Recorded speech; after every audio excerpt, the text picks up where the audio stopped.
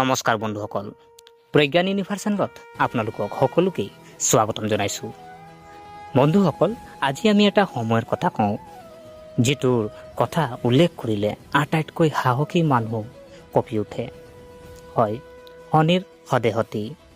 কিছুমানৰ বাবে ই এক সংগ্ৰাম, কিছুমানৰ বাবে এটা পৰীক্ষা, আৰু আন কিছুমানৰ বাবে ই জীৱনৰ আটাইতকৈ ডাঙৰ টাৰ্ণিং পইণ্ট।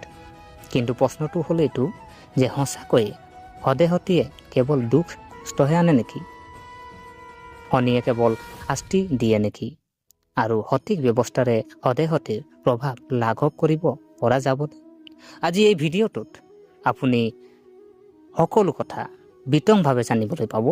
শনি সদেহতী সম্পৰ্কে সম্পূৰ্ণ সত্য, তিনিওটা পৰ্যায়ৰ গভীৰ বিশ্লেষণ, ৰাশিৰ ওপৰত প্ৰভাৱ, সদেহতী সময়ত কৰিব নোৱাৰা কাম, ভুলহীন যুক্তি আৰু ধৰ্মীয় প্ৰতিকাৰ, আৰু আটাইতকৈ ডাঙৰ কথা কি জানেনে?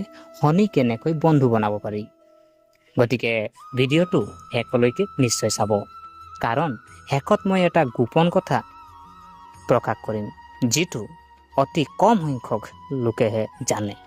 গতিকে পলম নকৰি আহক আমি ভিডিঅ'ৰ মাজলৈ সোমাই যাওঁ। প্ৰিয় দৰ্শক, প্ৰথমতে জানো আহক শনিদেৱ কোন। শনিদেৱৰ পৰিচয় যদি আমি জানো, শনিদেৱক ন্যায়ৰ দেৱতা বুলি কোৱা হয়। তেওঁ নিজৰ কৰ্ম অনুযায়ী ফলাফল দিয়া গ্ৰহ। শাস্ত্ৰত কোৱা হৈছে শনি বন্ধু বা শত্ৰু নহয়, কেৱল কৰ্মফলৰ দাতাহে। সেইটো হৈছে শনি বন্ধু বা শত্ৰু নহয়, তেওঁ কেৱল নিজৰ কৰ্মৰ ফলহে দিয়ে। শনিদেৱৰ বাহন হ'ল কাউৰী, তেওঁৰ ৰং হ'ল ক'লা, আৰু তেওঁ আটাইতকৈ লেহেমীয়া গতিশীল গ্ৰহ। এই লেহেমীয়া গতিৰ বাবে তেওঁৰ প্ৰভাৱ বহুদিনলৈকে থাকে। এতিয়া আমি জানো আহক যে শনি সদেহতী কি। যেতিয়া শনিদেৱে আপোনাৰ চন্দ্ৰ ৰাশিৰ পৰা 12 নম্বৰ, 1 নম্বৰ আৰু 2 নম্বৰ ঘৰত প্ৰৱেশ কৰে, প্ৰায় 7 বছৰ 6 মাহৰ এই সমগ্ৰ সময়ছোৱাক শনিৰ সদেহতী বোলা হয়। ইয়াক 3টা পৰ্যায়ত ভাগ কৰা হৈছে। এতিয়া আমি জানো আহক যে সেই 3টা পৰ্যায়নো কি কি। 3টা পৰ্যায়ৰ যদি আমি প্ৰথম পৰ্যায় যদি আমি চাওঁ, উত্থানশীল পৰ্যায়, যিটো নেকি আপোনাৰ 2.5 বছৰ থাকে।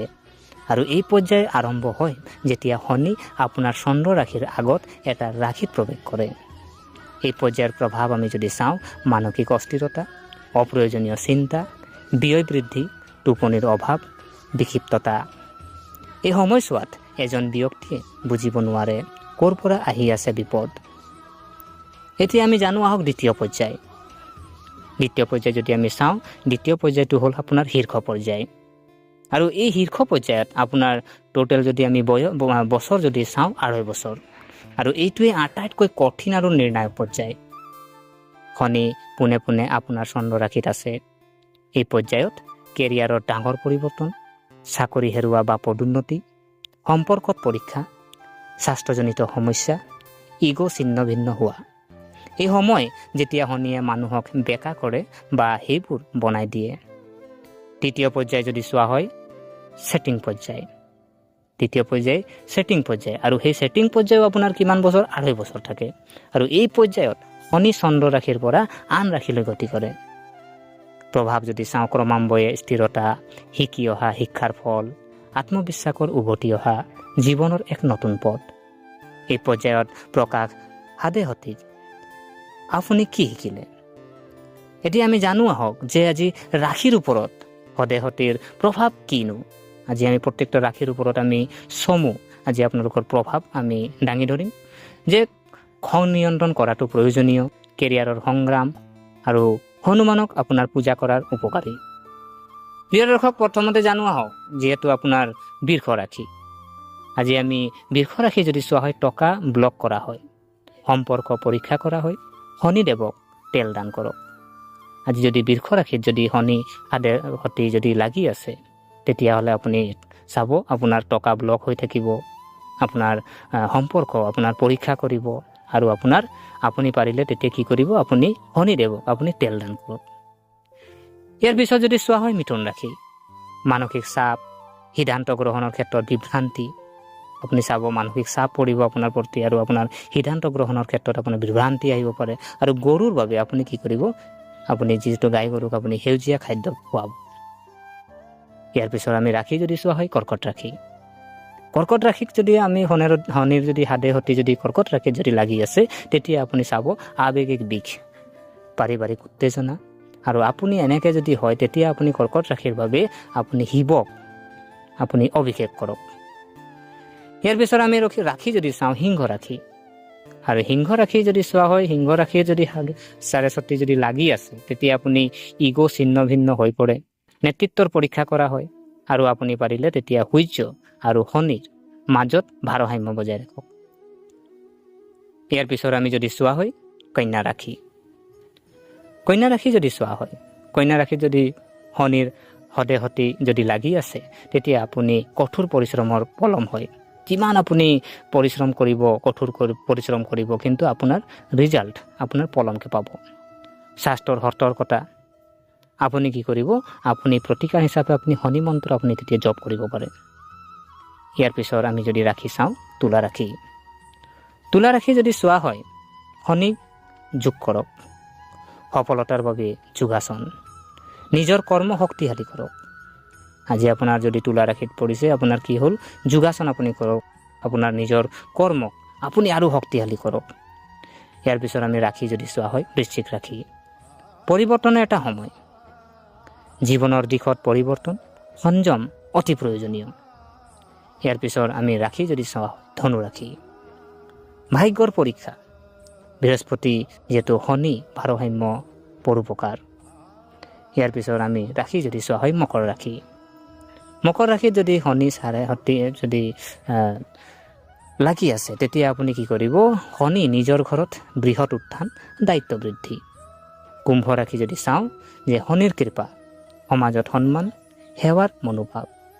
আৰু মীন ৰাশিত যদি শনি হাদে সতি যদি লাগি আছে, তেতিয়া আৱেগিক দুখ, আধ্যাত্মিক প্ৰৱণতা।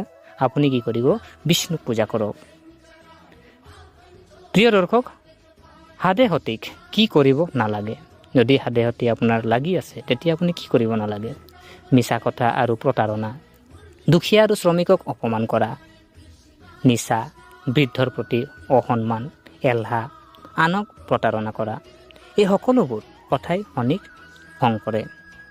হদে সতিত কি কৰিব লাগে, যদি চোৱা হয় সততা, সময়ৰ প্ৰতি সন্মান, কঠোৰ পৰিশ্ৰম, সেৱাৰ মনোভাৱ, সংযম, সত্য। এতিয়া আমি জানো আহক যে শক্তিশালী প্ৰতিকাৰ, আমি শনি যদি হদে সতিৰ প্ৰভাৱ পৰি আছে, তেতিয়া শক্তিশালী প্ৰতিকাৰ আপুনি কি কৰিব। শনিবাৰৰ প্ৰতিকাৰ যদি চোৱা হয়, সৰিয়হ তেলৰ বন্তি জ্বলাওক, এজোপা আহঁত গছত আপুনি পানী আগবঢ়াওক, বা কলা তিল দান কৰক। আৰু আপুনি পাৰিলে মন্ত্ৰ আপুনি জপ কৰিব পাৰে, ওম শনিচৰাই নমঃ, দৈনিক আপুনি 108 বাৰ আপুনি জপ কৰক। আৰু হনুমানজী, যিহেতু আপোনাৰ হনুমান মন্দিৰত আপুনি মংগলবাৰ বা শনিবাৰত আপুনি বন্তি জ্বলাওক, আৰু পাৰিলে বজৰং বাণ আপুনি পাঠ কৰক। আপুনি দান যদি কৰিব বিচাৰিছে, কলা কাপোৰ, লোহাৰ দান, কলা মচুৰ দাইল, মিঠাতেল, এইবোৰ আপুনি শনি মন্দিৰত আপুনি দান কৰিব পাৰে। হদে সতি কেতিয়া আশীৰ্বাদ হৈ পৰে, আমি জানো আহক, যেতিয়া এজন ব্যক্তি নিজৰ কৰ্ম শুধৰাই দিয়ে, নিজৰ ইগ' ত্যাগ কৰে, ধৈৰ্য আছে, পৰিৱেশন কৰে, তাৰপিছত হদে সতি হৈ পৰে শাস্তি নহয়, কিন্তু এটা পৰম্পৰা। ইতিহাসে সাক্ষ্য দিছে যে বহুতো মহান ব্যক্তি সফলতাৰ শিখৰত উপনীত হ'ল হাদে সতিৰ পিছতহে। গতিকে বন্ধুসকল, শনি হাদে সতি অভিশাপ নহয়, কিন্তু জীৱনৰ আটাইতকৈ ডাঙৰ পৰীক্ষা। যদি আপুনি সঠিক পথত আছে, শনিয়ে দিব আপোনাক যিটো আপুনি কেতিয়াও কল্পনা কৰা নাছিল।